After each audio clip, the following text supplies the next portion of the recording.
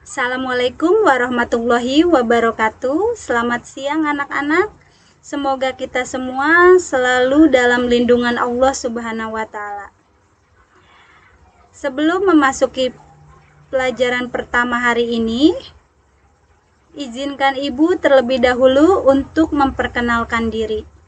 Ibu yang bernama Ibu Wiwin Widiati SPD, biasa dipanggil dengan Ibu Wiwin. Ibu mengajar mata pelajaran Ilmu Pengetahuan Alam di kelas 9.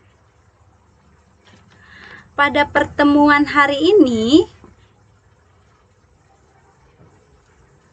Ibu akan menjelaskan bab 1 tentang sistem reproduksi manusia. Sistem reproduksi manusia dibagi menjadi 3.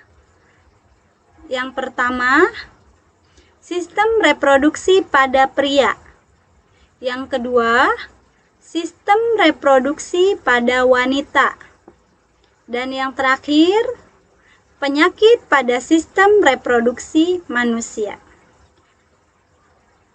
Ibu akan menjelaskan yang pertama, yaitu sistem reproduksi pada pria. Sistem reproduksi pada pria berfungsi untuk menghasilkan sel kelamin jantan yang disebut dengan sperma.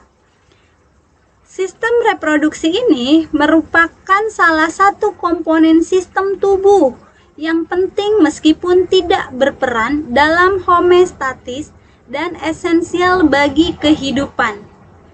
Reproduksi pada manusia diawali oleh peleburan sel kelamin jantan atau sperma dengan sel kelamin betina atau ovum yang menghasilkan zigot.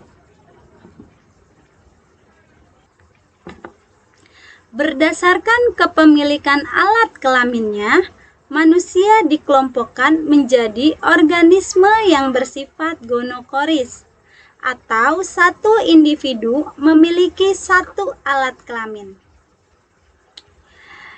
Di sini Ibu akan menjelaskan yang pertama, organ reproduksi pada pria. Organ reproduksi pada pria dibagi menjadi 2, yaitu organ reproduksi internal atau dalam dan organ reproduksi eksternal atau luar. Yang A, organ reproduksi luar. Terdiri dari 1. Penis merupakan alat kopulasi untuk memasukkan sperma ke organ reproduksi perempuan. Di dalam penis terdapat uretra yang berfungsi sebagai saluran urin dan saluran sperma. Yang kedua ada skrotum, yaitu selaput pembungkus testis yang berfungsi melindungi testis serta mengatur suhu yang sesuai bagi spermatozoa. B. Organ reproduksi dalam terdiri dari yang pertama, testis merupakan tempat pembentukan sperma dan hormon testosteron. Di dalam testis banyak mengandung saluran halus yang disebut tubulus seminiferus testis. Pada jaringan epitelium dinding tubulus seminiferus testis terdapat sel induk spermatozoa atau spermatogonium. Di antara sel spermatogonium terdapat sel Sertoli dan sel Leydig.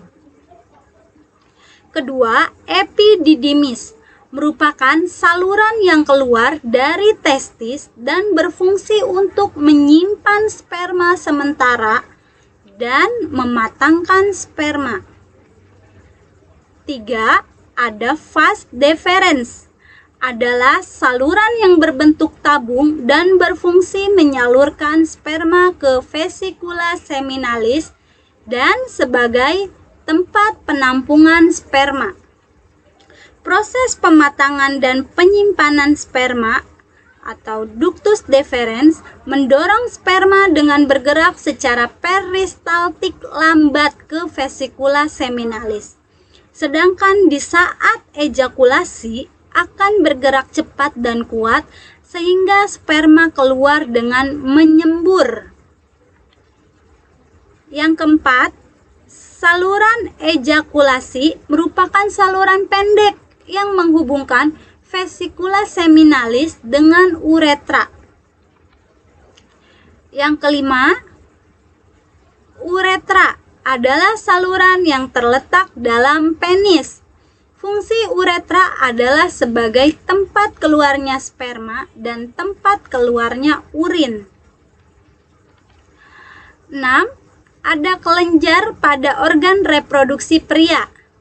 Antara lain A. Vesikula seminalis atau kantong semen merupakan tempat menampung sperma, menghasilkan getah kekuningan yang kaya nutrisi bagi sperma. B. Kelenjar prostat menghasilkan getah putih yang bersifat asam. Dan C. Kelenjar Cowper atau kelenjar bulbouretra yang menghasilkan getah berupa lendir yang bersifat alkali, berfungsi untuk menetralkan suasana asam dalam saluran uretra.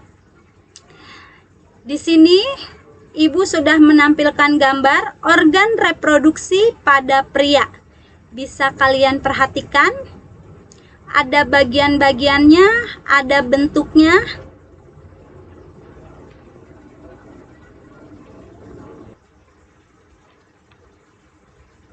Yang kedua, pembelahan sel. Sel melakukan pembelahan untuk 3 alasan, yakni pertumbuhan, perbaikan, dan reproduksi. Pada sistem reproduksi seksual, sel kelamin memegang peranan penting. Pembelahan sel dibagi menjadi 2, yaitu A. Pembelahan mitosis.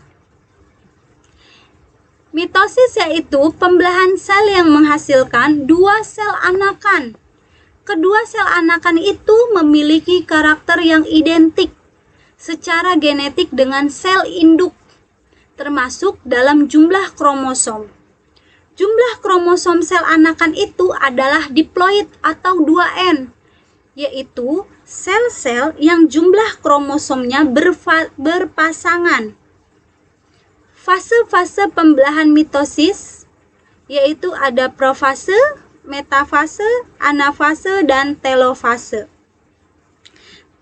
Di sini Ibu sudah menampilkan gambar.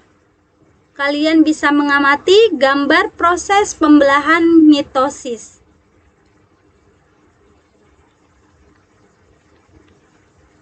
B. Pembelahan meiosis. Meiosis yaitu pembelahan sel yang menghasilkan 4 sel anakan.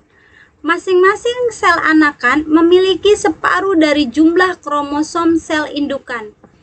Jumlah kromosom sel anakan adalah N atau haploid. Pembelahan sel inilah yang terjadi pada pembentukan sel kelamin. Ibu juga sudah menampilkan gambar fase-fase pembelahan meiosis. Di situ bisa kalian amati gambar-gambarnya.